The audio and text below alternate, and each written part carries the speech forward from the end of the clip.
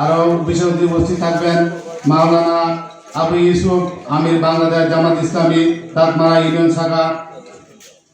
সম্মানিত উপস্থিতি, আমি সর্বপ্রথম মহানবের দরবারে শুকরিয়া আদায় করছি যিনি আমাদেরকে আজকে এখানে উপস্থিত হওয়ার জন্য তৌফিক দান করেছেন, আলহামদুলিল্লাহ। সম্মানিত উপস্থিতি, দীর্ঘদিন থেকে আমরা নির্যাতন নিপীড়িত হয়েছি। দীর্ঘ অনেকদিন পরে আজকে আমাদের বড় বেতুয়া চাইনাগড় যে একটা অফিস উদ্বোধন বাংলাদেশ জামাত ইসলামী প্রোগ্রাম হতে যাচ্ছে, সেটার জন্য আমরা খুব আনন্দিত। এবং কারণ এখানে দীর্ঘদিন পর্যন্ত আমরা কোনো অফিস করতে পারি নাই, প্রোগ্রাম করতে পারি নাই, আমরা কোনো আন্দোলনের এবং বাংলাদেশ জামাত ইসলামী সংগঠনের কোনো কাজ করতে আমরা স্বাভাবিকভাবে পারি নাই।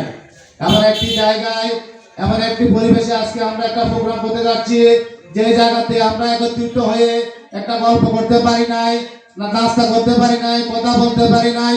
সবাই বলতো যে এখানে জামাত ইসলাম বাংলাদেশ জামাত ইসলামী প্রোগ্রাম হচ্ছে, সেখানে পুলিশ পাঠাতো, আমরা একটা ইফতার মাহফিল পর্যন্ত করতে পারি নাই। সেই জায়গাতে আজকে দীর্ঘদিন পর বাংলাদেশ জামাত ইসলামীর পক্ষ থেকে আমরা আজকে পরবর্তী 4 নং ওয়ার্ডে একটা প্রোগ্রাম করতে যাচ্ছি।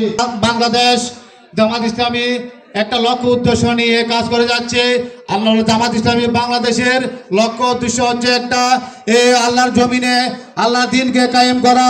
কারো ব্যক্তিত্ব কোনো স্বার্থ নাই, কারো ব্যক্তির কোনো স্বার্থ নাই, কারো লোভ লালসা নাই। আল্লাহর জমিনে আল্লাহর দ্বীনকে কায়েম করার জন্য সবাই স্বতন্ত্রভাবে কাজ করে যাচ্ছে। কারণ এমন একটি বাংলাদেশ জামাত ইসলামী এমন একটি সংগঠন, এই সংগঠন করলে আপনাকে দিনের কাজ করতে হবে এবং আপনার জীবনে সুসংগঠিত করার জন্য একটা দিক নির্দেশনামূলক কাজ করে থাকে। এবং এই সংগঠনের মাধ্যমে আপনি দিনের কাজ করতে পারবেন, নিজের জীবনকে গঠন করতে পারবেন। সার্বিক কিছু মিলে আপনি বাংলাদেশ জামাত ইসলামী করলে অন্য খারাপ কাজ থেকে বিরত থাকবেন এবং সৎ পথে চলার জন্য একটা আদেশ থাকবে। তার কারণ বাংলাদেশ জামাত ইসলামের মূল লক্ষ্য উদ্দেশ্য হচ্ছে এই দেশে ইসলাম কায়েম করা, আল্লাহর জমিনে দ্বীন কায়েম করা। এই জন্য বাংলাদেশ জামাত ইসলামী সবার থেকে একটু ভিন্ন। তারপরও কিন্তু বাংলাদেশে বাংলাদেশ জামাত ইসলামীকে নিষিদ্ধ করার জন্য বাংলাদেশ ছাত্র শিবিরকে নিষিদ্ধ করেছিল। আজকে যারা এগুলো করার জন্য পায়তারা করেছিল, আল্লাহর গজব তাদের উপর পড়েছে। আল্লাহর রহমতে, আল্লাহর হুকুমে তারা নিষিদ্ধ হয়ে গেছে, কিন্তু বাংলাদেশ জামাত ইসলামী নিষিদ্ধ হয় নাই। আমাদের বড় বড় উপরের কর্মস্থলের নেতাদেরকে ফাঁসি দেওয়া হয়েছে, মিথ্যা মামলা জড়ানো হয়েছে, অনেক দুর্নীতি মামলা জড়ানো হয়েছে, মিথ্যা মামলা জড়িত করা হয়েছে। তারপরে বাংলাদেশ জামাত ইসলামীকে তারা নিশ্চয় করতে পারি নাই। বাংলাদেশ জামাত ইসলামী এমন একটি সংগঠন, যে সংগঠন করলে আপনি দিনের জন্য কাজ করতে পারবেন, নিজের চরিত্র গঠনের জন্য কাজ করতে পারবেন। সবকিছু মিলে জামাত ইসলামী সংগঠনটা ভালো।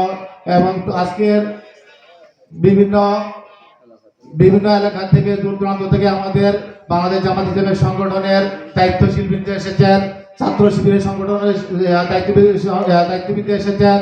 সবাইকে আজকের আমাদের বড় বেতুয়া 4 নং ওয়ার্ড বাংলাদেশ জামাত ইসলামীর পক্ষ থেকে আন্তরিক মোবারকবাদ জানিয়ে আমি আমার সংক্ষিপ্ত বক্তব্য শেষ করছি। আসসালামু আলাইকুম ওয়া রাহমাতুল্লাহ।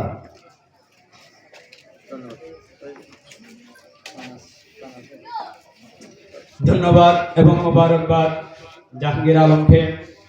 ইউরিদুনা লিতুফিউ নূরাল্লাহ বিআফওয়াহিহিম ওয়াল্লাহু মুতিম্মু নূরিহি।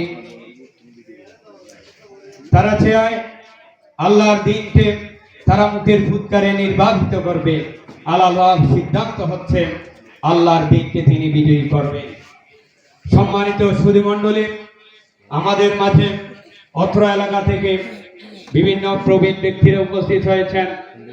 আমাদের এলাকার মুরব্বী শাহ আলম, সিরাজুল ইসলাম, নুরুল আলম, এভাবে আরো অসংখ্য ভাইয়েরা